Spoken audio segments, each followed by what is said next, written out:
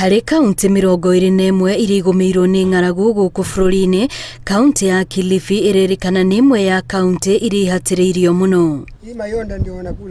Thirikari ya kaunti ĩno nĩ yambĩrĩirie gwĩtia ũteithio kuma kũrĩ andũ a wendi mwega wa irio ona indo ingĩ cia mahũthĩro nĩguo kũhũrana na ng'aragu ĩno. Ukiingia Magarini, Ganze, Bamba hakuna mvua, hawakuvuna, and the prediction is that even the short rains will not be adequate. Already it has been predicted maybe 2 weeks and there'll be no time to put up any crops or harvest anything. Hiyo ni chungu kidogo lakini inakuwa maana yake vizuri. Kumana na wĩingĩ wa andũ arĩa mahutĩtio, thirikari ya kaunti ĩno ĩrauga nĩ ĩrageria ũrĩa ĩngĩhota gũteithĩrĩria bamĩrĩ iria ihatĩrĩrĩkĩire makĩria.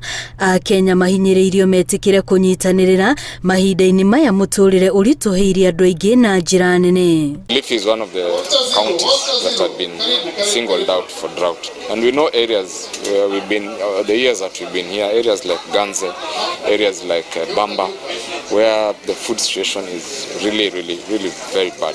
Oho andũ arĩa maikaraga na wathe kaunti-inĩ ĩno no mathiĩte na mbere na kwamũkĩra ũteithio kuma kũrĩ gĩkundi kĩmwe mwena ũcio kũrĩa mamũkĩrĩte indo itiganĩte cia kũmahũthĩria mĩthiĩre. If a normal resident is suffering that much, you can imagine how much harder it is for a person living with disability, for a person who is visually impaired.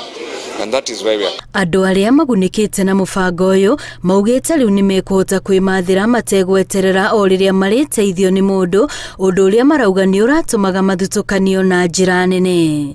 Ngĩribotera Inooro TV, rĩtwa rĩakwa nĩ Wambũi wa Macharia.